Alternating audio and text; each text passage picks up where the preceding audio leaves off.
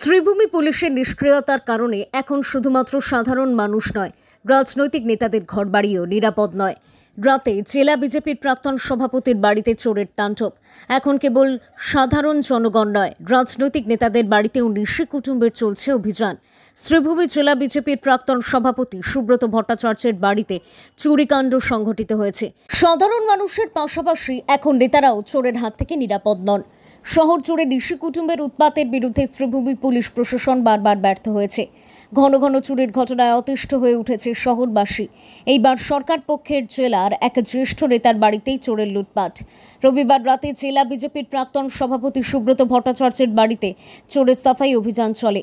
নিশি কুটুম্বের দল বিজেপি নেতার বাড়িতে ঢুকে পুজোর ঘরের বাসনপত্র এবং অন্যান্য আসবাবপত্র লুট করে নিয়ে যায়। বিষয়টি বুঝে ওঠার পর সুব্রত ভট্টাচার্য পুলিশকে খবর দেন।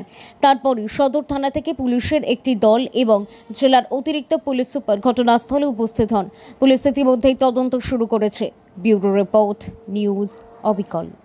আমি আহি গ'ল ৰাতি, আজি সোনকালে আমি আহিলোঁ, কিন্তু অলপ পাছত দেখিলোঁ যে ৰাতি মোটামুটি চবেই ঘৰত কালি আহিছোঁ আৰু আমাৰ যিটো ঠাকুৰ ঘৰ আছে সেইটো আপোনাৰ ঘৰ যিটো আছে সেইটো ভাঙি আৰু ৰাতিপুৱা আমি যেতিয়া টোপনিৰ পৰা উঠিলোঁ, ৰাতিপুৱা উঠি আমি দেখিলোঁ আমাৰ ঘৰত এই ঠাকুৰঘৰৰ বস্তুবিলাক নাই, চুৰি হৈছে।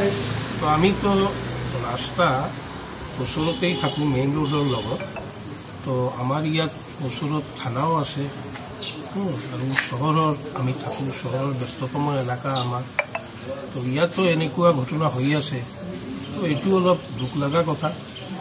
তো আমি আমাৰ প্ৰশাসন সবকে আমি অনুৰোধ কৰিম, এই বস্তুবিলাক ঘন ঘন হৈ আছে সদায় ইয়াত, এই ৰাস্তাত অলপ চাবলৈ আৰু ইয়াত অলপ আমাৰ প্ৰতি দৃষ্টি দিবলৈ তেখেতক অনুৰোধ কৰিম।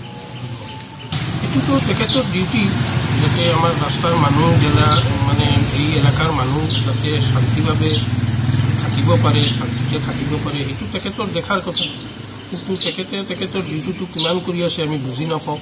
কিহৰ কাৰণে আমাৰ ইয়াত দেখি আছোঁ আমি যে আৰু চলি আছে সদায় এনেকুৱা ঘটনা।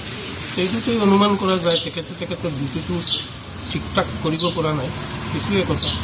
এইটো আৰু ক'ব লগা কি আছে, তেখেতে অলপ ঠিক ঠাক ডিউটি যদি থাকে আৰু কৰি থাকে, তেতিয়াহ'লে আমাৰ এইবিলাক ঘটনাটো কমি আহিব আৰু আমি শান্তিতে থাকিব পাৰিম। কথা এইটো একচুৱেলি আজি আমাৰ ইয়াতে কৰিমগঞ্জৰ বহুত জেগাত এনেকুৱা সদায় চুৰি হৈ থাকে আৰু পুলিচে সদায় কৈ থাকে যে আমি ভালকৈ এটা প্ৰটেকশ্যন দি আছোঁ, ভালকৈ আমি পেট্ৰলিং কৰি থাকোঁ। কিন্তু এইটো একচুৱেলি চাবলৈ গ'লে এইটো বহুত বেয়া লাগে। এইটো সিহঁতৰ ইমান ভালকৈ যদি সঁচাকৈ দি থাকে তেনেহ'লে কিয় এনেকুৱা চুৰি হৈ থাকে। কণ্টিনিউৱাছ আমাৰ মন্দিৰবিলাকত, আমাৰ বেলেগৰ ঘৰবিলাকত এনেকুৱা চুৰি হৈ থাকে আৰু এইটো আমাৰ কাৰণে এটা মানে সঁচাকৈ এইটো আচৰিত কথা। এইটো পুলিচ প্ৰশাসনক মই ৰিকুৱেষ্ট কৰি আছোঁ, যদি সঁচাকৈ সিহঁতে ইমান ভালকৈ ডিউটি দি থাকে তেনেহ'লে এনেকুৱা হ'ব নালাগিছিল।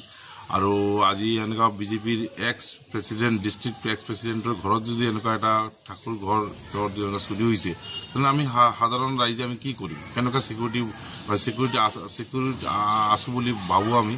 এইটো সঁচাকৈ এইটো বহুত আমাৰ কাৰণে বেয়া খবৰ। এইটো মই এইটো বিচাৰোঁ, এইটো পুলিচ প্ৰশাসনক মই এইটো ৰিকুৱেষ্ট কৰি আছোঁ যে যিকোনো উপায় যেন সিহঁতে এই চোৰক ধৰি পেলাই এটা দৃষ্টান্তমূলক শাস্তি প্ৰদান কৰে, তেনেহ'লে আম জনতা অকণমান হ'লেও এটা নিশ্বাস মানে পেলাব, এইটো যে অকণমান শান্তি পাব আৰু এইটো। তো মই এইটো ৰিকুৱেষ্ট কৰি আছোঁ পুলিচ প্ৰশাসনক যে সোনকালে যাতে সিহঁতে এইটো এটা মানে চোৰ ধৰে আৰু তাৰ এটা শাস্তি প্ৰদান কৰে আৰু